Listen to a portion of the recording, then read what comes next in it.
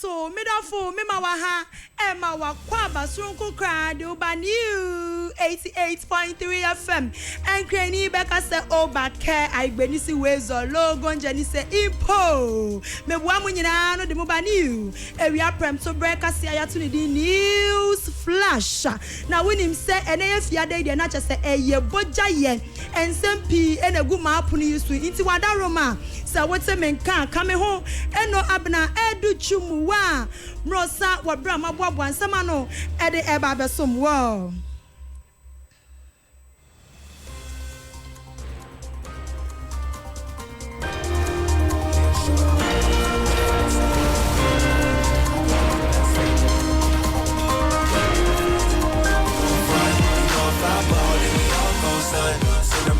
She ain't gotta hold up. Whenever you call, baby, I'll roll up. Yo, area prem to break a see dear and ensem buburuja and edi hine ewomu and I know maybe it's not hakacha was said. Grassroots for I what my NDC amanyo kono or matamepuno ensafo akototo apunum NHIS for apunum a wo mani abre say am appointments enu nti wo matutum endra mesa besi wo so say mayor or whatever e be bright e kaseti asa na ye na ekoso e whatever enei enkoma no akwa pie mu e wo Parliament House Ghana mashebedwe fie na empenifo atena se MPP amanyokuo na wo mo ye dom kuma wo ho no edi nkomo ama Dr. Nana Ayu a free year one year ranking member edema NPP edema Parliament House apomudi mu nsem wono enehwe segana ya apomudi mu nsem no omotena sididi hu nkomo ansana wo mu di bibia ato abonten wakasa etia se sa ne ma ekoso no entwe yie kura enu nti empanimfo nhwe se wo mu di abonefo sem no wo mu ede emra no ebedi wo mu se de beya sa nyamra sem no enkoso biem enu nti wode letter ato abonten se ogina sa letter yi so e de aka kire NDC amanyokuo ene empanifo e wo oman yi mu se apomudin mu nsem de emiye mfi ani agro kra ma ye mfi ani agro efise ye ho enye den ye be ye dan ni yakwa akoto aba kakra me nso meka ye nhwe ni ye nyai sa de de bia meka mumi ye nyai nene wo ma me yale ana papa bi yale na obekwa ni ato office yi mu a mi kensu wo ni sika o woni sika enti card ya ena ekwa akoboa na enti obekọ ni atumu a na chese wonso wonsam ani a wudi ye no ena ama ono anya ho ensunsun so ayo ya fi hono mo dia na mede wo ekọ Eastern region na esukufu aba ne aso den esukufu aba ya so adin too much enu ti Ghana Education Service ayetwa mutiawa from GES no e de ensema to just say a free enei ekọ sa kwa kosi 2 years time no schools miensa ewo Eastern region we you omo every interco interco ne ye se wo makwa akohia na wo mu di agro bobolo ekwemirika ne ye hwese school we na ewi ni school we ye ade sa agudie no watwe schools miensen eye Koforidua Senior High Technical School we you omo sinchen sa so na New Jabin Senior High School omusu we yi omo esi nchen ena afensu New Insutem Senior High School omusu we yi omo esi nchen ni nyina ne se enkwala mu nkohia na mu nkodi agoro ne yenhwe mapomuden enne se dia magudie sitia mu koya na makwa akoko ntokwa akoya niema ensem fata enam sa yeso ama sekan chuchu abamu we na betam sekan a ni nwanfe piaw we na betam ato a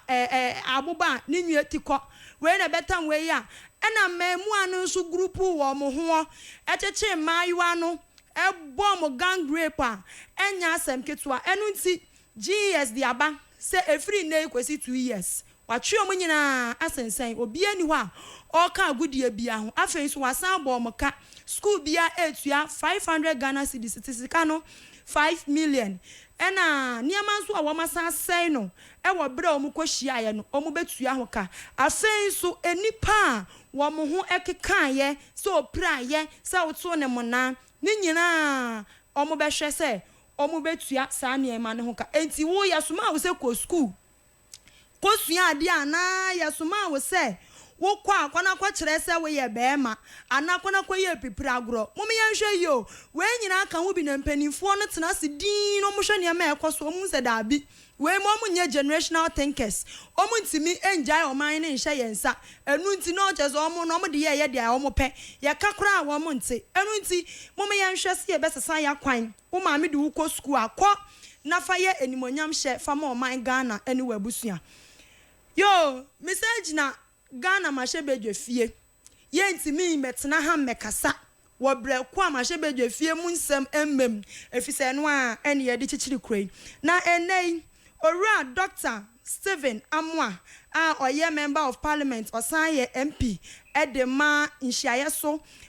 wode nsem bi atodwa se adesua ade bia yakotena classroom na adesua na ABCD ena mass bebrebe no ye ntete so aban enhwe se wode entrepreneurship yakasa entrepreneurship or the business skills and sanunuma ene eniema etimi manipa mpo anko school a wotimi ekọ nanim wa abrabom no aban hwe se wode sa niema no ebe hya se afiti JHS akọkọpem SHS na enei enipa dudu aya ne ye graduation akese awie school nyina no emu 10% pe ene timinya adwuma ye ekoba ne sa na ma unemployment adwuma eni oman mu ema mmebunu na aye bebre nti aban hwe se wo bema sa eniema no nyina aye kama yekọ ne yenkwotie Honorable Stephen Amwa enumasamumra. There are a number of proposed solutions, including redefining our corporate focus as a country. Governments being intentional about entrepreneurship in its major policy decisions, realigning and harmonizing the key stakeholders in the ecosystem. Mr. Speaker, apart from creating jobs, boosting Ghana's economy, and diminishing government burden, entrepreneurship, if well integrated, will go a long way to answer most of our economic questions as a sovereignty. Additionally, it will play an illustrative role in Ghana's import-driven agenda and realization. Mr. Speaker, the most needed solution emphasized in this statement is the advocacy for the inclusion of entrepreneurship as a course in the junior high school academic curriculum and as elective in the senior high school academic curriculum. Yo, midofo, we dia wasumu a asem ya ye papa kan ye die mefua so ene meboso me akatua mefua so ene boss Derek boso me akatua mefua so ene obi a wo impact media akatua efise o my Ghana disua no wahu system na nkasa no wa gogo na obewie su adwuma ni ho enu nti eye pass ye di business ebe hye adesua mu efise saa na bibifo anka yete na ne die ne brofo no krampo ebesua ye twi mame mfiri we na ne me fa nkopie ewo wovenu senior high school a ewo Volta region na menwanum we ne esie wo ho ne se enkrofo miensa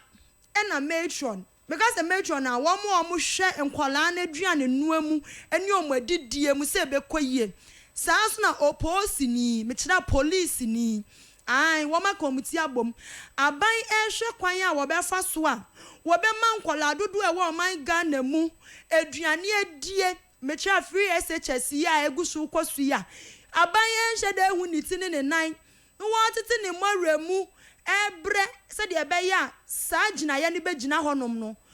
enkrofo bi nso ayere wo mo ho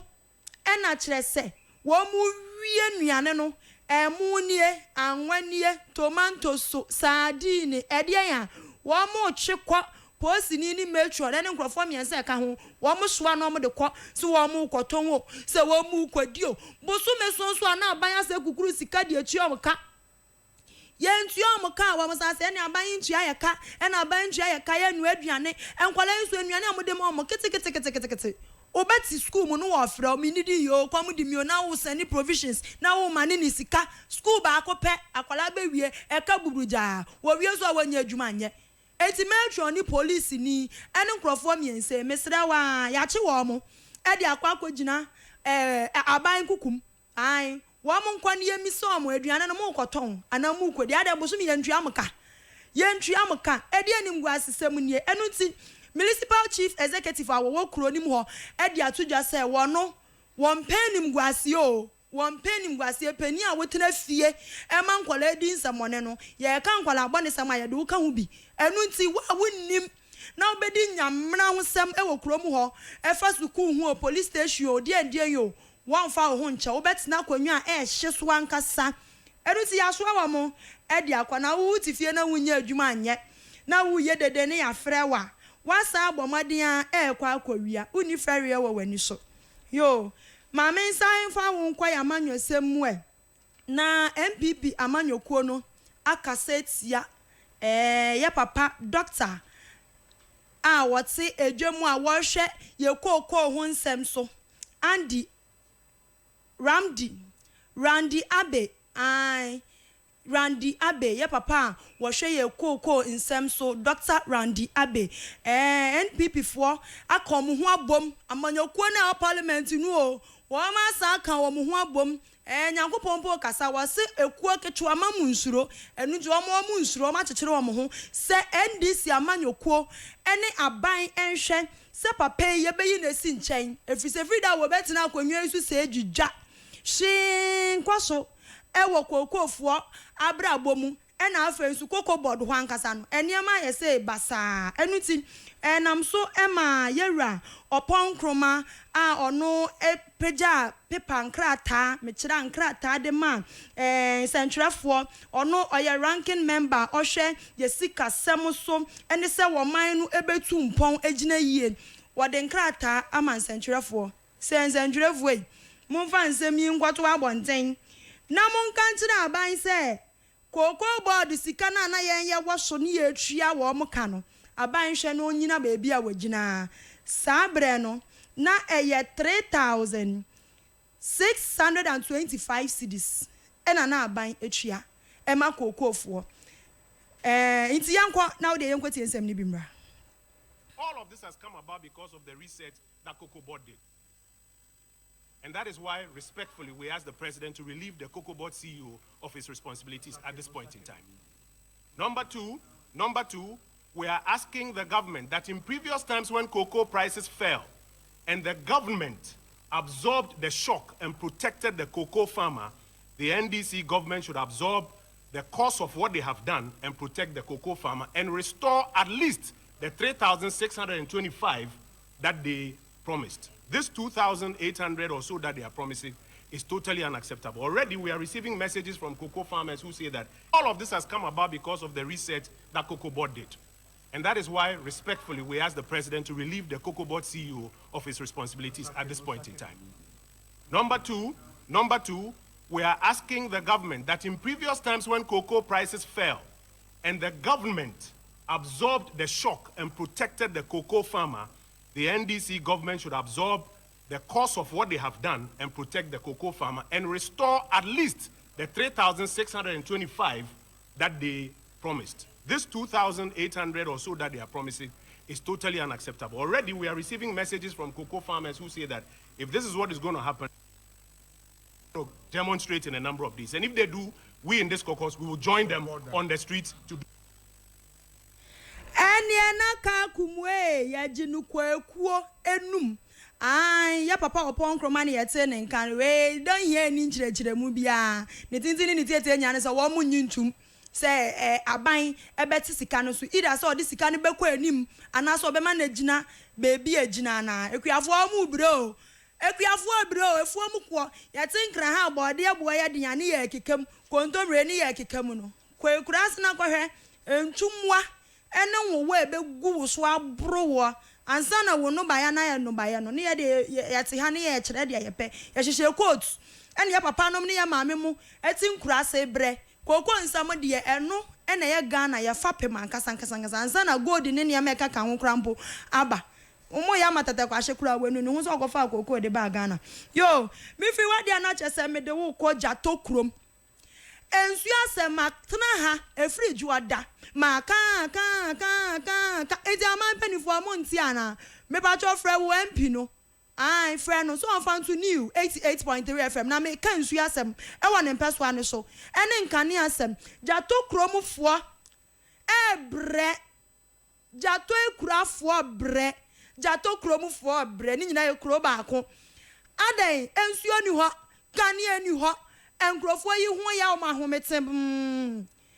nti ye de nurse ni ba kromu o se mentra na kura ensuo ni kane ani de oba da atena posi ni na beba o se minti mi no wokɔ obi abebe bia ntimi ntina krom ho ama kro ne mu agija enti kro ya kaga na ho de ekuro ekaga na ho de omanfo e wo ho eni abri ye pa me so ameti ya mani abri fi sensuo ehu hia kane anso hu hia nya kane anka nya ne zameti ha ma no gbegbegbe o de yenkwa ne yenkwa ti omanum asem ni bi mbra sisi ha se omudi warriors na be fa kro no mu omo adadaye enu an se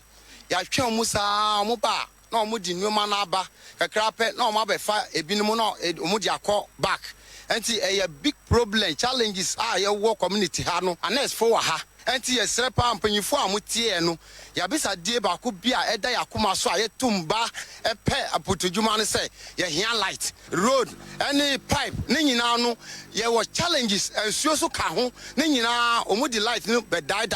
Chinchimbu district ye ni light ye ntimi hu ne enti a ni light ye MP no so ye ka kire na ombe ye light ni me saa yi nti NS for near teachers for Muntina Krumua because of no light, no network, omu bre into Munshia no Mumbe ya transform as soon as ya and Juma.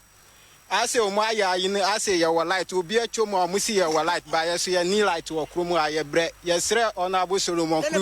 say on Bay lights mayor. I've been posted here, I think this is my 5th year. Yeah, here is Oti region Crashing tomorrow.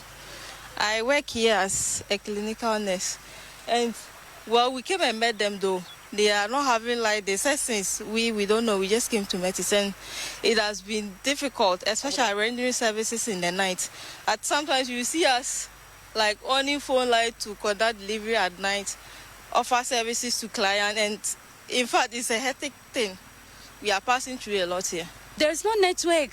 And we are suffering. And if it's night, the place will be dark. So when clients they are in like that, and maybe it's accident or it's labor case, how are we going to attend to the client? And we will on our phone before attending to clients. So we are facing a lot of challenge. Yes, you know, I am Bobo by per Mumbo and yes, you know. Almost I no na when sister I know who so I know ya. Min can that down a young so near Tankasa, son, amunya cra, a panic show, and said I young say, oh, my boy, na yes, yan so panaya no. Yo, any a wa would say ye a chin in one hodro. And your brofon so de gina wan kasa omu bro dia manichi ya me hwa me producer dia ma me video no hu nsuo na ahu hu nsuo na ase milo anati ya ho no adai chese video na me hwe no menua ene me ni Facebook live nkanya sanka ma be hwe ade video na me hwe no ahu ensuo na ni sei poto adai nanso wote se ba ko bo MP ni din openia aban de ho no ma hye ne sedin wo hwe video na light pompo ensi krom ho no aka say light pole esi we ahoma nam so main ahoma omo de transformer na ahye pole ni ntem no eno nko ani ahoma enam krom ho no hospital ni nchen ya no light ahoma bia no aka say oh light ahoma wa ha na asese e de na ekoso o men yesi ebe ye free yan na enye yenso efiye ya de ayeye bia bebu hu atentu de de wakwatena ho se ye adwuma no na wasole afiri wa betena nkran e na asole a jacuzzi mu na oda usole a anuane akase a shawarma ni pizza won krofo na ekwagina ewie mu twoma awo no wo mo na omo bre no won se ba ko aba odin next time ye de wasem beba ha ko na ko mo mu nsuo na mo nkane na omo so mo ye nipa adai middle free wa dia na chese ye ko Oti region Dambai na etuo de sisi anu as a krom hanum security no aye weak atonsuom because eba ne sen ene yetimidi etuo ene na munkuro we mu saa wobreko aha so yenya Russia war ha enya se eyi ye kopata ntokwa bi etuo ene etuo abogbo ene etuo adai damba police fu agina aka bi a wono de osutuo ene etuo abogba enya asem ketu esewani ensa wo ka kire na police ni chi no say my friend park the car open the boot ene omu bie ya tu se egu mu nyina se na omu de etu atetete corners nkrofo ehun ya police fu achi omu be say aban we de onim se ya ne wa we de ye be gbo ahyem 50,000 citizen 500 million o 500 million mienu minim se we de we hu bi na me hu bi da 500 million enso nyame bofo ye bofo pa obi nim ne esi ye atesa police fu ese masa ensuo nto ye na edwa ye fo ye ka kire o enisi aban a ye ba so 2026 ye nyina ye pe heaven ni bi akọ ye mpanim gwase ye nye bese ye mfa wonko e na chese omo de omo akwa gina emra nanim yo na me de wo everyone mo de a na kire se koko ho nsensem a ena no pada achi hene asante betena ha ene enkrofo bi mo ye kuaye ho adwuma eduadua koko kasa aye no woni omudi nkomo me so me de ye brew koko na wo pani se watete so se hu ye man pani John Dramani Mahama ne na ban wo mati koko ni so e de aba 2,587 cedis Ghana sikanya dollars na mike yo enye euro 2,587 cedis na o kriani ebekwo fuom akwakodo emu ebere no emu kom emu eduro beto abo eyikoko ni so ama na ye from na boso me so ye na ade na so no wo ba abaji ni sika na anu krampo ekuafo yi kasa se koko na amaba abaji akwa ye niema ama ne mane nkro so edi bia ye chocolate vows day ya ebebai enkrofo ba abedi chocolate ye koko yi muntua ekuafo akaye wo mu su na wo san de asamo ba be ka kire wo mo a wo sa se ya sate so every 3,000 ni akire no ade about 2,587 ade bregu adwuma be ni ti asemi finance minister editu dwa ye nyina yenko ti enyam na me ka kire wo. The world market price has dropped significantly from the 7,200 tons to 4,100 per ton, making Ghana's cocoa beans uncompetitive and creating liquidity challenges. To address this, the Producer Price Review Committee, PPRC, met this afternoon under my chairmanship to assess the challenges facing the sector and review the producer price for the remainder of the 2025-2026 crop year. In order to cushion the farmer, the PPRC has recommended that the farmer be paid 90% of the achieved gross FOB of $4,200 per ton to mitigate the adverse impact on the farmer as a result of the fall in the world market price. As a result of that, the PPRC thereby announces that effective today, Thursday, 12 February 2026, the new producer price for the remainder of the 2025-2026 crop season will now be 41,392 Ghana cedis per ton and 2,587 Ghana cedis per bag. This measure has become necessary to reflect the reality of the world market price of cocoa, ensure the injection of immediate liquidity for expedited payment of farmers, and guarantee the sustainability of our cocoa sector. In conclusion, government wishes to convey its sincere appreciation to the Ghanaian cocoa farmer and all stakeholders for their forbearance and sacrifice over the years. Cocoa has always been the mainstay of our economy, and wish to assure them that these reforms will protect the interests of the cocoa farmer and the cocoa sector. In fact, we strongly believe this will transform the industry. Thank you very much for your attention. na pia o wachia mi aminim kasa wasenana wasumwa menua wasumwa o itu ma me a watie kura wasole a wafra o ya mi kotoje mi sisi na no mi ko efom me emoya rikoko yi sika ye ba betua no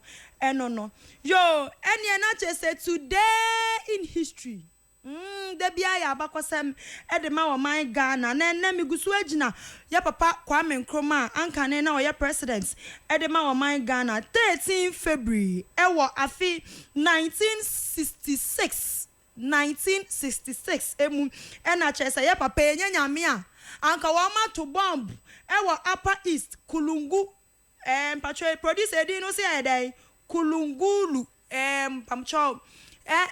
Kulungulu krono wa Upper East chese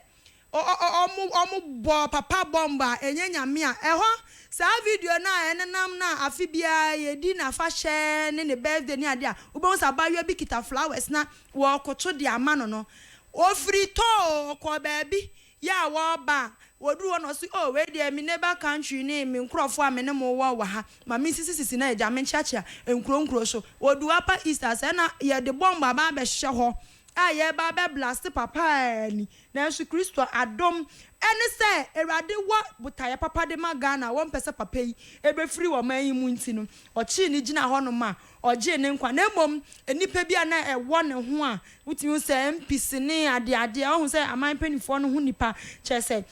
tuo no anase aboba no eka wo mo a ebi mu eprepra ye pa ema ebi mu nso efemu ehwere wo mo nkwa enso ne nyina mu no ye danyame ase se owura Kwame Nkrumah wa ye niam bebre e de ama wo man Ghana na ni February ne niam dodo na wo ye nyina na esi wo February wutimi se February bonds na nkasa we are so special. What you say? Yo, and you're not say, Bashi,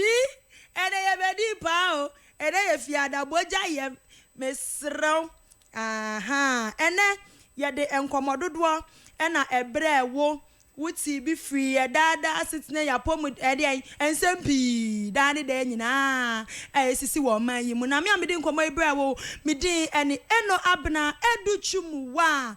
Rosa, would be frame Davi Zozo, Champagne, that romantic. What the dinner, mamma, Mensomagia to Nadia, what honest a chinamia doma, Yere Emma, Quisia down so ma.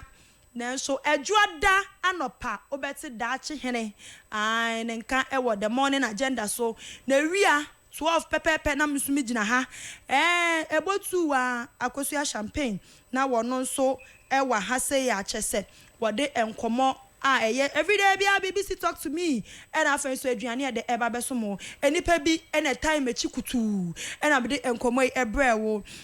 boss Derek Asare or your technical director and we try no ho papa asada kese enkoma no after so executive producer your latest bride in town baba Alasani Mr. Johnny Alasani and a share said Debia me babetna ha eden komo abro and I'm a producer Francis Aigbe Edem mitimi stress na mani refi yes ma me nkase oye producer papa boss there ko bua producer papa Francis Aigbe Edem